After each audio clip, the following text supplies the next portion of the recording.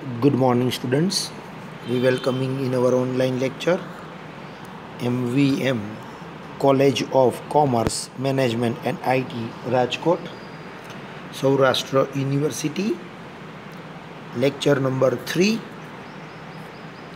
BCom Sem 4 students. Subject Corporate Accounting 2.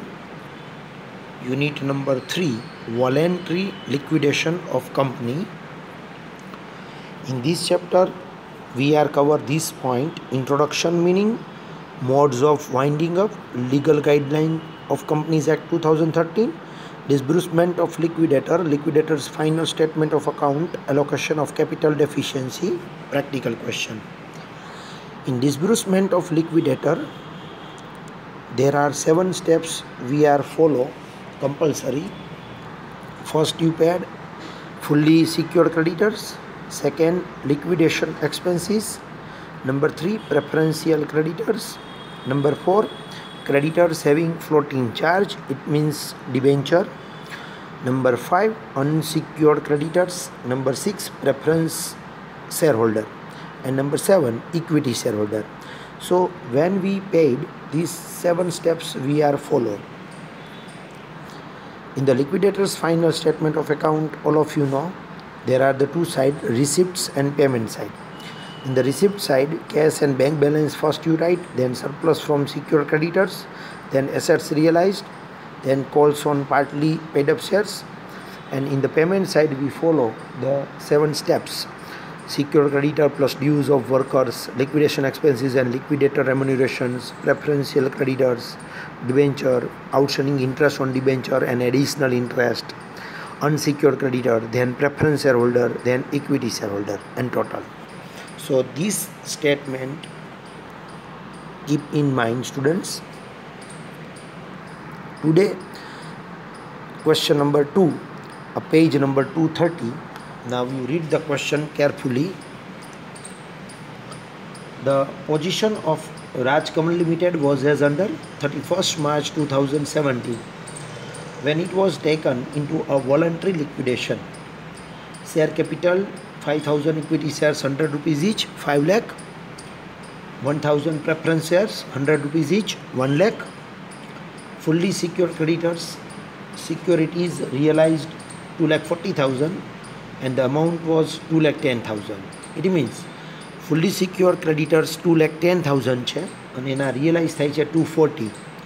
સો જે 240 realise થાય છે, બરાબર, એમાંથી પોતાના 2,10,000 આઉટસાઇડમાં લઈ લઈએ અને 30,000 જે રિમેનિંગ છે સરપ્લસ અમાઉન્ટ એ આપણે રિટર્ન કરે. આ એક વે થયો. સેકન્ડ વે, એ 240 આપણે રિયલાઇઝ કરીએ અને સૌથી પહેલાં પેમેન્ટ કરી દઈએ 210નું, તો એમ પણ દર્શાવી શકાય. Then 3 months salary of 6,07,000, it is a preferential creditors. Then 5 workmen's salary for last 12 months 30,000. All of you know the workers salary, workman salary we write in the first step. જો ધ્યાનથી, dues of workers. તો worker salary workmen salary છે એ સૌથી પહેલાં first payment એનું થશે. Next, income tax and local rates. It is a preferential creditors as per the given information. Unsecured creditors, it's position number 5. Debenture having a floating charge, so debenture we write in the step number 4, 15 lakh. Liquidation expenses 25,000 we write in the step number 2. And liquidators remunerations 50,000 we also write in the step number 2. Assets realized, here the directly given assets realized 28,41,000, including the securities in the hand of the fully secured creditors. Income tax include 5,000 assured on 31st March 2016. It means income tax માંથી 5,000 છે એ 31st March 2016 ના છે, એટલે કે 12 month પહેલાંના. One thing is remember students, last 12 મંથનું જ ગવર્મેન્ટનું dues છે એ preferential ક્રેડિટર્સમાં આવે. લાસ્ટ 12 મંથ પહેલાંનું જો કંઈ ડ્યુ હોય તો એ પ્રેફરન્શિયલ ક્રેડિટર્સમાં આવશે નહીં. એટલે ખાસ યાદ રાખો, કે લાસ્ટ 12 મંથનું જ પ્રેફરન્શિયલ ક્રેડિટર્સમાં આવશે. Prepare liquidators final statement of accounts. તો આ ક્વેશ્ચનનો આન્સર દેવા માટે સૌથી પહેલાં તમારે આ ડ્રો કરવાનું, liquidators final statement of receipts and payments. આ બધું લખી લેવાની જરૂર નથી, ખાલી ડ્રો કરી લેવાનું. પછી સૌથી પહેલો ફિગર આપણે લખશું receipt side. Assets realise as per given in the paragraph. Assets realise 28,41,000 including the security in the hand of the fully secured creditors. એનો મતલબ કે ફુલી સિક્યોર્ડ પાસે જે અસેટ્સ છે મોર્ગેજ, એના પણ પૈસા આની અંદર આવી ગયા છે. તો એનો મતલબ એવો થયો કે ફુલ્લી સિક્યોર્ડ ક્રેડિટરની અસેટ્સના રિયલાઇઝ પૈસા છે આપણે કર્યા છે. And when we realise the money then first you pay the secure creditors. એટલે આપણે સૌથી પહેલાં એને પેમેન્ટ કરવાનું થશે. In this questions no any information about the cash and bank balance. બરાબર, સરપ્લસ ન આવે કારણ કે આપણે રિયલાઇઝ કર્યા હોય તો સરપ્લસ ક્રિએટ થાય નહીં. Okay, so the total of receipt side is 28,41,000. It's a fix. રિયલાઇઝેશનમાં આપણે જોયું તો રિસિપ્ટ સાઇડનો ટોટલ આપણે મળી ગયો. ઇટ મીન્સ આપણી પાસે વી હેવ 28,41,000 અને હવે એમાંથી આપણે પેમેન્ટ કરતું જવાનું છે. સિમ્પલ ક્વેશ્ચન છે. ફર્સ્ટ પેમેન્ટ આપણે કરશું સિક્યોર્ડ ક્રેડિટર્સ. સિક્યોર્ડ ક્રેડિટર્સને પેમેન્ટ કરશું 2,10,000. કારણ કે ક્વેશ્ચનમાં ધ્યાનથી જુઓ તો ફુલ્લી સિક્યોર્ડ ક્રેડિટર્સ 2,10,000 આપેલા જ છે. તો સૌથી પહેલું પેમેન્ટ કરશું secured creditors 2,10,000. Then workers due, એ પણ ક્વેશ્ચનમાં આપેલું છે. 5 workman salary for last 12 months. Workers due છે એનું પેમેન્ટ પણ આપણે સૌથી પહેલાં કરશું 30,000. Then liquidation expenses as per given in the paragraph. તમને ક્વેશ્ચનમાં લાસ્ટ સેકન્ડ એન્ટ્રીમાં આપેલું છે liquidation expenses 25,000. So we write in the payment side liquidation expenses 25,000. Then liquidator remunerations.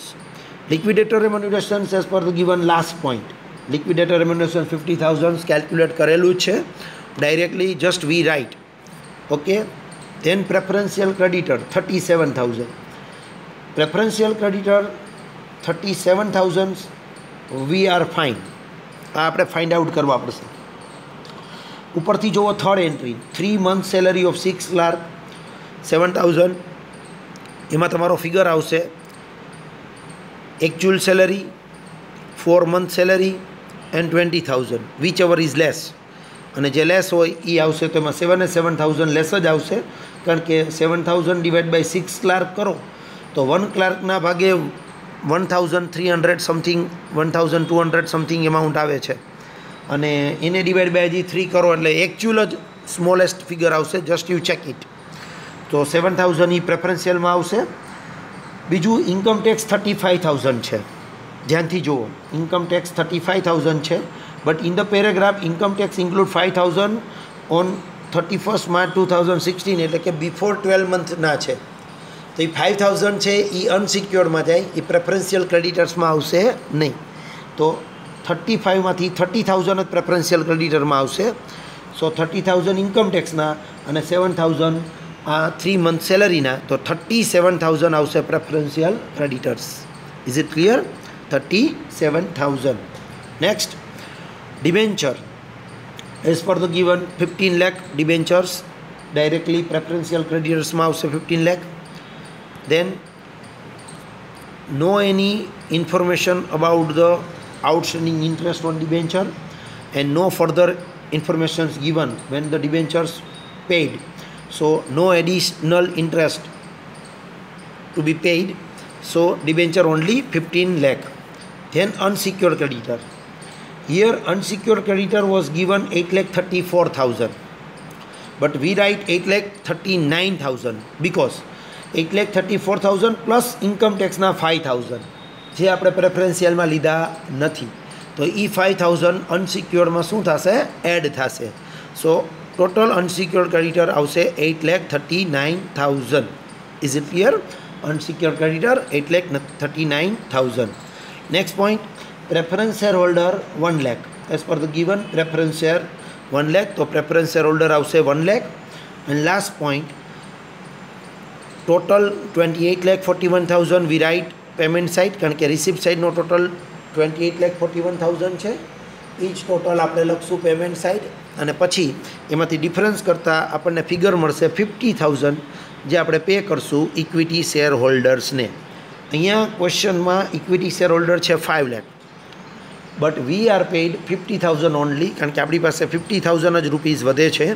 So we are paid equity share holder 50,000.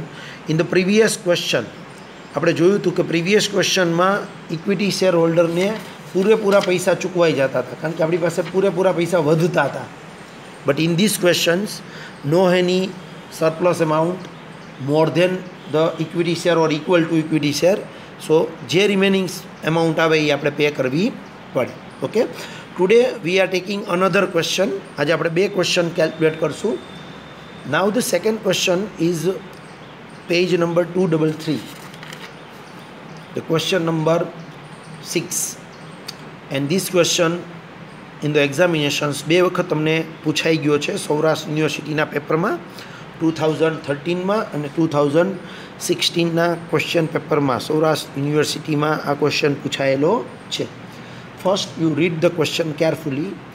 ABC Limited went into voluntary liquidation on 30th June 2016 when its balance sheet was as under: authorized share capital 4 lakh, paid up equity share capital 3 lakh, profit and loss account 3,000, 8% debentures 50,000, outstanding interest on debenture 4,000, provident fund 3,000, creditors 2,36,500, and 2 months salary of 3 clerks 13,500.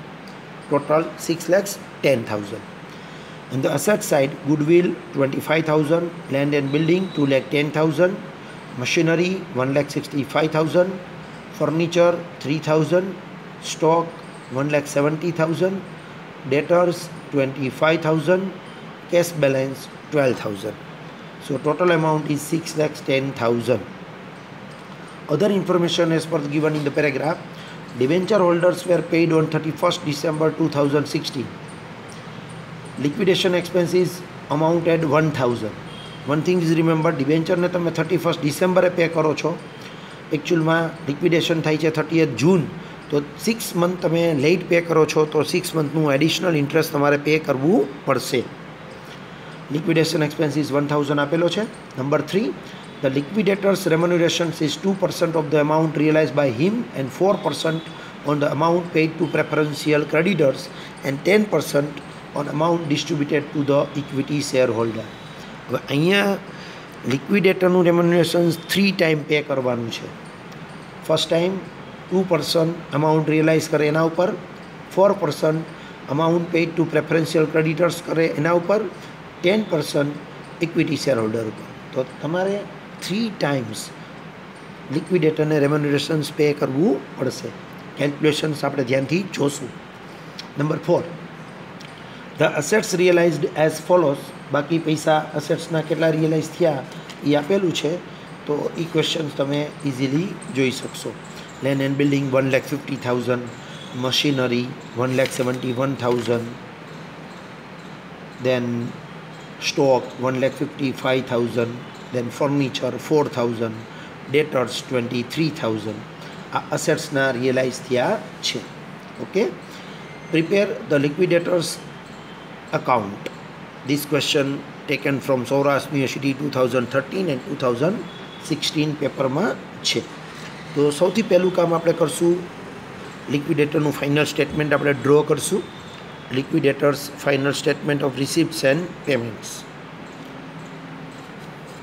જેની અંદર સૌથી પહેલાં ક્વેશ્ચનમાં cache આપણને આપેલી છે 12,000. So we write cash and bank balance 12,000. Then assets realise. Surplus amount કોઈ એમાં છે નહીં આ ક્વેશ્ચનમાં, so directly assets realise. Assets રિયલાઇઝનું ટોટલ આવશે 5,03,000. તમારે બતાવવું હોય તો ઇનરમાં તમે બતાવી શકો છો કે લેન્ડ એન્ડ બિલ્ડિંગના 150 છે, machinery 1,71,000, stock 1,55,000, furniture 4,000 and debtors 23,000. So total એ 5,03,000 છે. એ તમારે આવશે receipt side, assets realised. Okay, is it clear? તમે આન્સરમાં પણ જોઈ શકશો, એમાં પણ બતાવેલું છે. So total of receipt side is 5,15,000. Receipt side no total આવશે 5,15,000. Now payment side. જે આપણે ધ્યાન રાખવાનું છે એ પેમેન્ટ સાઇડ જ છે. પેમેન્ટ સાઇડમાં સૌથી પહેલો પોઈન્ટ સિક્યોર ક્રેડિટર કે ડ્યુઝ ઓફ વર્કર્સ આ ક્વેશ્ચનમાં નથી, તો આવશે નહીં. સિક્યોર ક્રેડિટર યા ડ્યુઝ ઓફ વર્કર્સ ક્વેશ્ચનમાં છે જ નહીં, તો તમારે લખવાનું થશે નહીં. દેન liquidation expenses as per the given liquidation expenses point number 2 1000 rupees. So we write liquidation expenses 1000 rupees.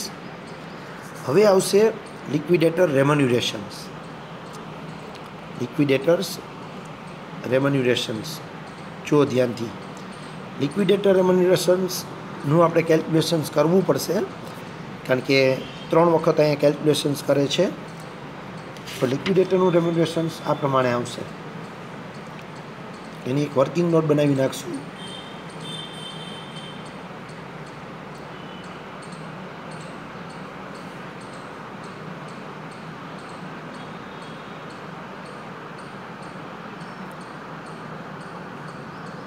લિક્વિડેટર્સ રેમ્યુનરેશન્સ એમાં ફર્સ્ટ ટાઈમ પે કરે છે અસેટ્સ રિયલાઇઝ ઉપર 2%. અસેટ્સ રિયલાઇઝ ઉપર 2%. તો હમણાં જ આપણે જોયું કે અસેટ્સના રિયલાઇઝ થાય છે 5,03,000 અને મલ્ટીપ્લાય કરવાના 2%, એટલે ફિગર આવશે 100,060. અસેટ્સ રિયલાઇઝ ઉપર 2%. સેકન્ડ પ્રેફરન્શિયલ ક્રેડિટર્સ ઉપર 4%. પ્રેફરન્શિયલ ક્રેડિટર્સ ઉપર 4%. તો ઇન ધીસ ક્વેશ્ચન પ્રેફરન્શિયલ ક્રેડિટર્સમાં આવશે એક તો પ્રોવિડન્ટ ફંડ 3,000 અને 2 months salary of 3 clerk 13,500. એ પણ આવશે પ્રેફરન્શિયલ ક્રેડિટર્સમાં. જો ધ્યાનથી ક્વેશ્ચનમાં 2 month salary of 3 clerk, એટલે તમારે એમાં ઓલું કેલ્ક્યુલેશન્સ કરવું પડશે. 4 month salary, actual salary and 20,000 whichever is less. તો જે ફિગર આવશે એ એકચ્યુઅલ સેલરી જ આવશે. સો ટોટલ પ્રેફરન્શિયલ ક્રેડિટર્સ આવશે 16,500 એન્ડ 16,500ના 4%. તો તમારા ફિગર આવશે 660.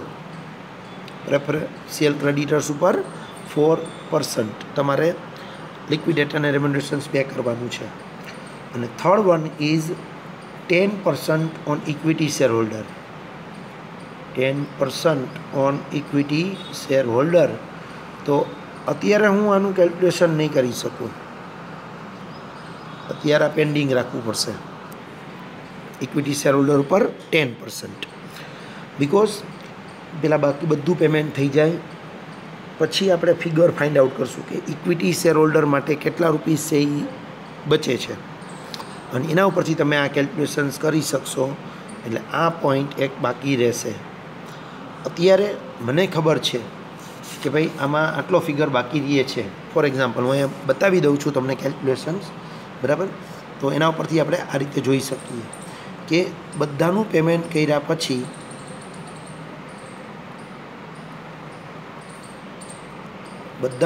થઈ ગયા પછી 1,94,280 આટલા રૂપીસ છે એ બાકી રહેશે.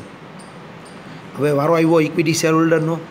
તો આપણે આવું કરશું કે સપોઝ હું ઇક્વિટી શેર હોલ્ડરને બરાબર 100 રૂપીસ પે કરું, તો મારે તરત જ એના પર 10 રૂપીસ કમિશન પે કરવું જોઈએ. તો મારી પાસે 110 રૂપીસ હોવા જોઈએ. આ કેલ્ક્યુલેશન ધ્યાનથી સમજો. સપોઝ હું ઇક્વિટી શેર હોલ્ડરને 100 પે કરું તો એના પર 10% રેમ્યુનરેશન્સ દેવું પડે, એટલે મારી પાસે 110 હોવા જોઈએ. જો મારી પાસે 110 હોય તો હું રેમ્યુનરેશન્સ દઈશ 10 રૂપીસ. તો મારી પાસે છે 1,94,280. તો હું કેટલા રૂપીસ કમિશન પે કરીશ એ ફાઇન્ડ આઉટ થશે. જોઈએ આપણા કેલ્ક્યુલેશન્સ આ રીતે લખાશે. અત્યારે મારી પાસે ફિગર છે એટલે હું તમને સમજાવી દઉં છું.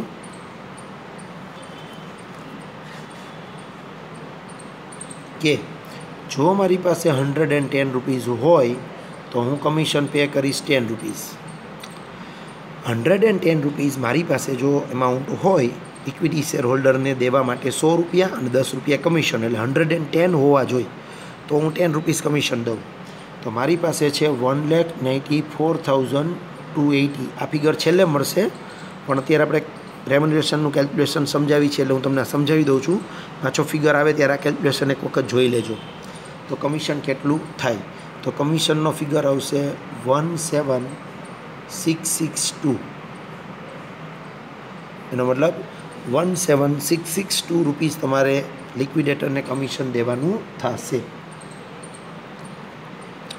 સો ટોટલ કમિશન કેટલું થાય? તો કે ટોટલ કમિશન થશે 10,060, second figure 660 and third figure 17,662. So total commission is 28,382. આ તમારું ટોટલ કમિશન થશે. આ એક વખત તમે લખી નાખજો, કારણ કે અધરવાઇઝ કેલ્ક્યુલેશન સમજાશે નહીં. 3 ટાઈમ્સ આપણે લિક્વિડેટરને રેમ્યુનરેશન્સ પે કરવાનું હતું. 1 ટાઈમ અસેટ્સના 2%, સેકન્ડ પ્રેફરન્શિયલ ક્રેડિટરના 4%. એ ફિગર પણ આપણે ફાઇન્ડ આઉટ કરવો પડે. અને 10% ઓન ઇક્વિટી શેર હોલ્ડર, એના માટે આપણે આ ફિગર ફાઇન્ડ કરવો પડે કે ઇક્વિટી શેર હોલ્ડરને પે કરતી વખતે આટલા રૂપીઝ આપણી પાસે વધે છે. એ છેલ્લે મળે, તમારે અહીં સ્પેસ રાખવી પડશે, પણ અત્યારે મેં કેલ્ક્યુલેશન્સ બતાવી દીધું છે કે સપોઝ આપણી પાસે 110 રૂપીઝ વધે તો ઇક્વિટી શેર હોલ્ડરને 10 રૂપીઝ કમિશન પે થાય. આપણી પાસે 1,94,280 સરપ્લસ એમાઉન્ટ છે, તો કમિશન કેટલું પે થાય? તો કે 17,662. હવે આ એમાઉન્ટમાંથી કમિશનનો ફિગર માઇનસ કરો, એટલા રૂપીઝ તમારે ઇક્વિટી શેર હોલ્ડરને પે કરવાના થશે. ઓકે, આ લખી દો.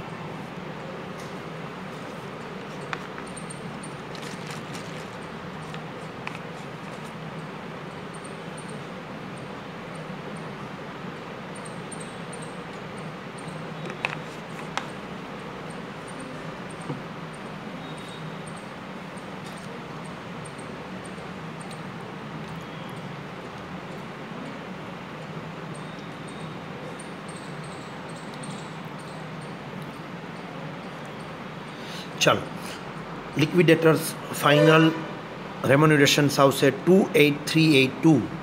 તો નેક્સ્ટ આપણે અહીંયા લખશું લિક્વિડેટર્સ રેમ્યુનરેશન્સ 28,382.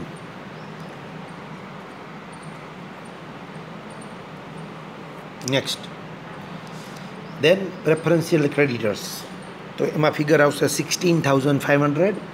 જસ્ટ વી કેલ્ક્યુલેટ, હમણાં જ કીધું હતું, ફરી એકવાર તો એ પાછું ક્લિયર કરી દઉં. પ્રોવિડન્ટ ફંડ આવશે 3,000 અને 2 મંથ્સ સેલરી ઓફ 3 ક્લાર્ક આવશે 13,500. તો 3,000 પ્રેફરન્શિયલ ક્રેડિટર્સના ને 13,500 3 મંથ્સ 3 ક્લર્કની સેલરીના 2 મંથ્સની સેલરી છે. તો એ ફિગર આવ્યો 16,500. તમારે આ ફિગર આ રીતે ડિસાઇડ કરવાનો છે. 4 મંથ્સની salary, then actual salary, and third figure is 20,000. હવે અહીંયા 13,500 છે એ 3 ક્લર્કના છે, તો 13,500 ડિવાઈડ બાય 3 કરવાના પહેલાં તો, એટલે એક ક્લર્કનો ફિગર આપને મળશે 4,500. એ પછી 2 મંથની સેલરી છે, એટલે 4,500 ડિવાઈડ બાય 2 કરવાના, એટલે 1 મંથની સેલરી થશે 2,250. એટલે આમાં આમ થાય કેલ્ક્યુલેશન્સ, 2,250 ઇન્ટુ 4 પહેલો ફિગર, પછી 2,250 ઇન્ટુ 2 સેકન્ડ ફિગર, અને ત્રીજો ફિગર 20,000.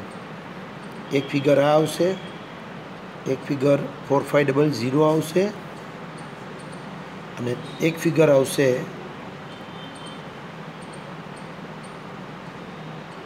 9,000. No.